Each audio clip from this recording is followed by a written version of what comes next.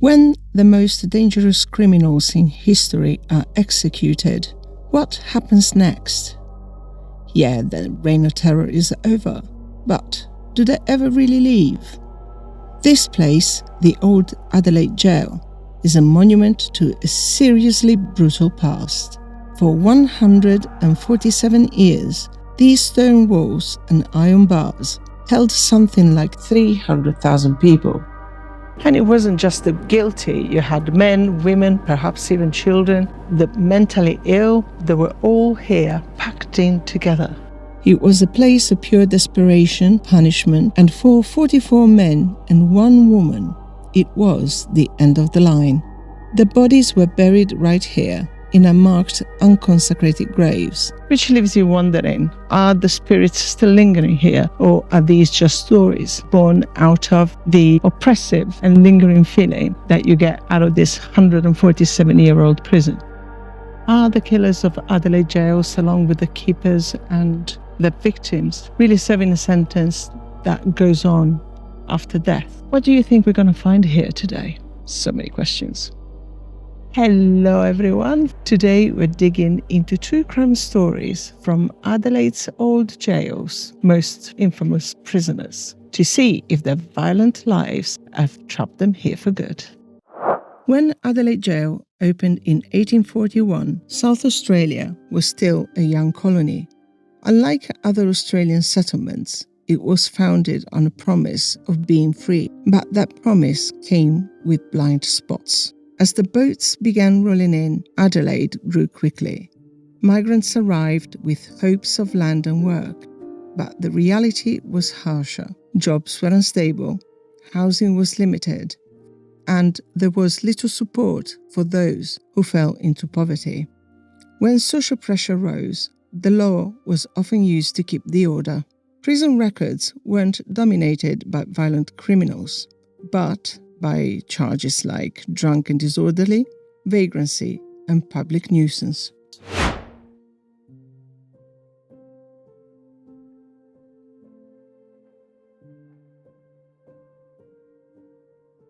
Let's start with one of the most tragic and debated cases, Elizabeth Woolcock. In 1873, she became the only woman in South Australia to be executed.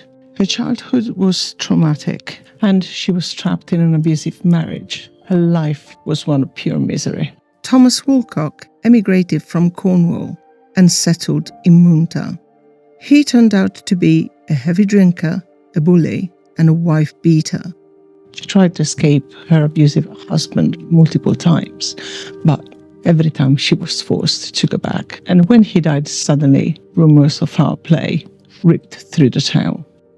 During the inquest, it was suggested that he died of mercury poisoning, and all eyes were on Elizabeth. And then the police found a mercury-based powder that was used to cure ringworms and things like that. And that's all the proof they needed. At a time when innocents could even testify for their own defense, Elizabeth was silenced. And it took the jury a whole 20 minutes to decide that she was guilty. They did recommend mercy because of her age, but that was completely ignored, and at the age of 26, Elizabeth Woolcock was hanged here in Adelaide Gaol. To this day, a lot of people question her guilt. Her husband was treated by multiple doctors, and, there goes the question, maybe she was failed by a system that was supposed to protect her. I think that this is where she spent the last days.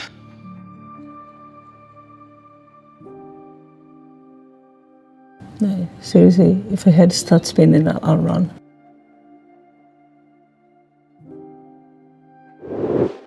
Now, fast forward a few decades, and the jail gets a resident who was a far more clear-cut monster, John Balaban. Although he was probably not Australia's first serial killer, he was definitely one of the most terrifying. A Romanian immigrant with a dark past, Balaban's rage just exploded in Australia. In the late 1952, he brutally murdered a woman named Zora Kusic. Later, he said she deserved to die because she was a low woman. He would eventually get arrested and then released because apparently there was no evidence. Well, that cost the lives of another 3 people. In April 1953, Balaban murdered his wife Thelma, his young stepson Philip, and his mother-in-law at Sunshine Cafe. He was captured quickly this time and there was no escape. He was hanged here inside the hanging tower on the 26th of August 1953. The last 4 men executed in South Australia were hanged in this tower between 1953 and 1964. The structure was modified in 1953 to become the hanging tower, with just 2 rooms added. One cell was for the executioner and contains the lever to operate the trapdoor, while the other one contained the condemned man for the 2 hours before he was hanged. This is one strange place.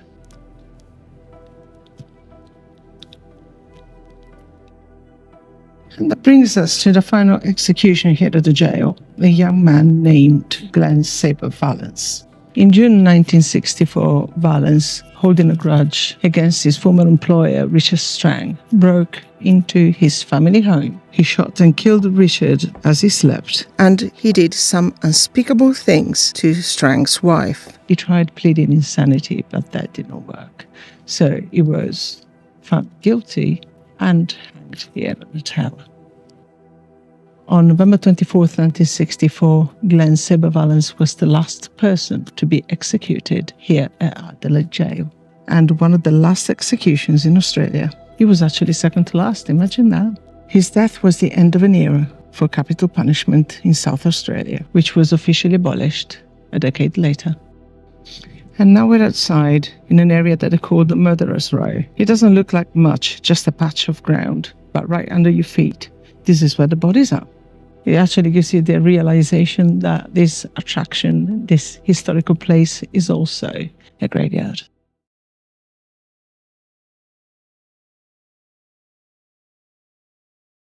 There's only 3 of the 45 souls that lost their lives here. The bodies were put in a cold, hard ground, the final indignity after a life of crime.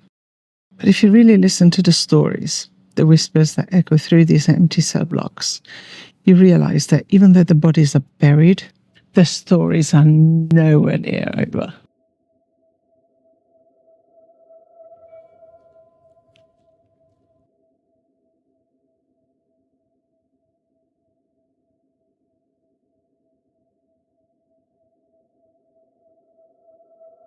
People say that Adelaide Gaol is the most haunted place in South Australia. There have been reports from staff, paranormal investigators, and visitors alike.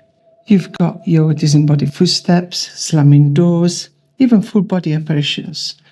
It's like the violent energy of the past just soaked into the stories, leaving behind an echo, a ghost. One of the most active ghosts here is supposedly a man who maintained his innocence right until the very end. His name was Frederick Hull.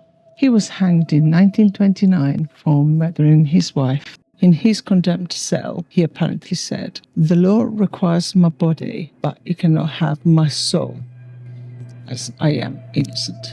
And is said to have kept his word to this day. His ghost is often seen here near the stairs of new building. And here's the thing, it's not described as terrifying. People say he's polite, neatly dressed, and he seems to take a happy, curious interest in the visitors who wander through his old home.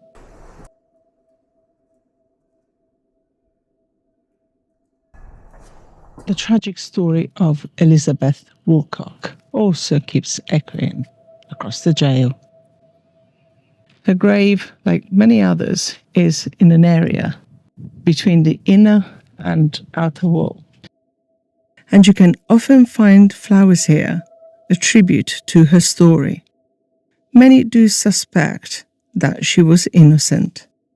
A lot of people think that a restless spirit, wronged in life and confused in death, still wanders around the jail. woman dressed in white is reported wandering around here. And it makes you wonder if that could be Elizabeth, tied forever to the place where her life unjustly ended. Now, this place, I have to tell you, gives me the heebie-jeebies. I was here on a ghost hunt last year, and my friend Sandy took pictures here, and she had some very strange anomalies on them.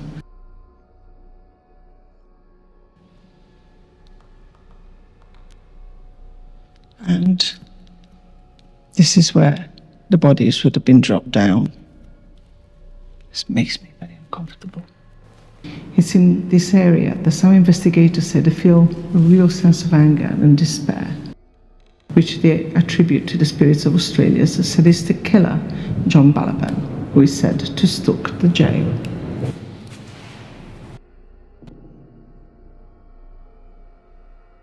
And it is not just prisoners either.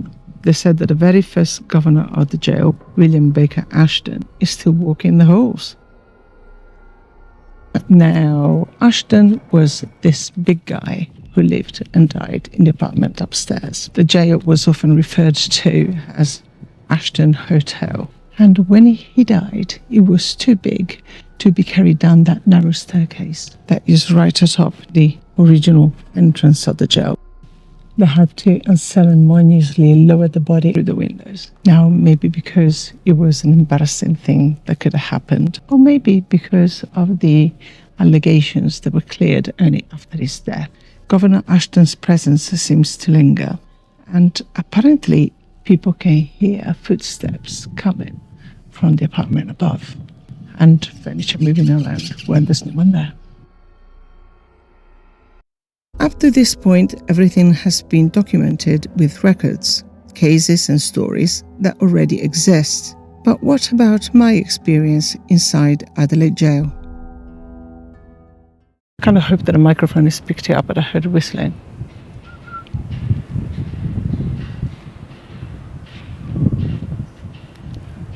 Maybe there's people on the other side of the wall.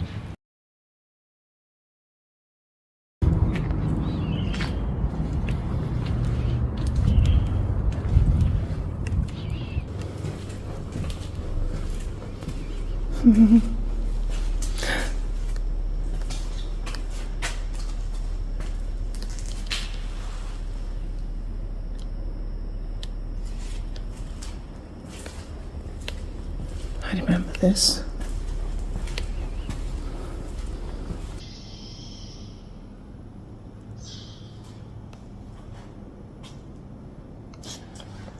That was some very strange noise.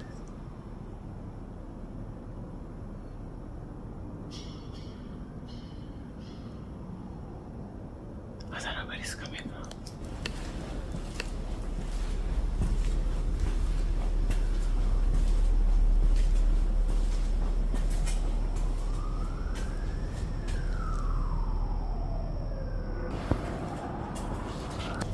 I don't know what the noise is. Oh.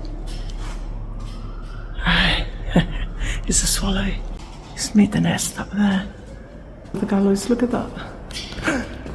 That bird.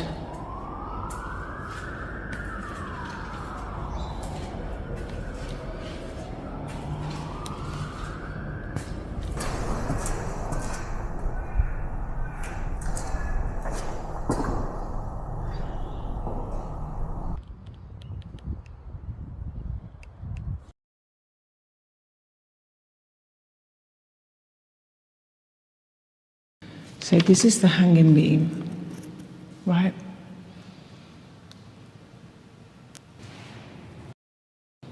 These were the bodies would have been taken down. And my gimbal died.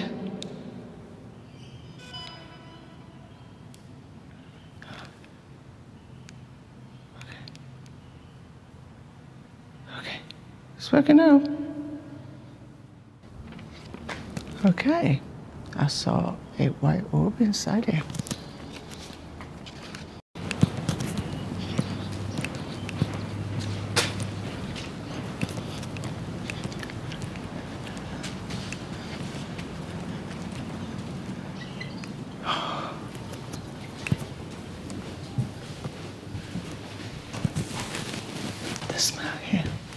I remember this. We did a paranormal investigation here.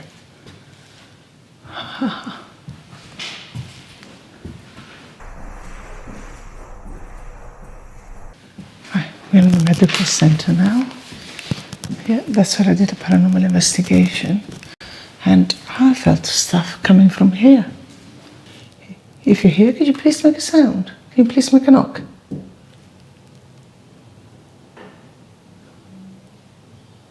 You heard that? Can you please do that again? What the f? Again? Please?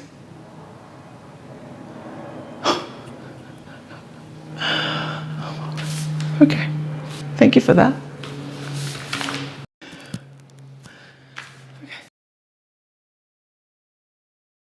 I don't know if there's something that's following me, but there is a very foul smell going around. Okay, something smells weird around here. I don't know what it is. It's my bodies.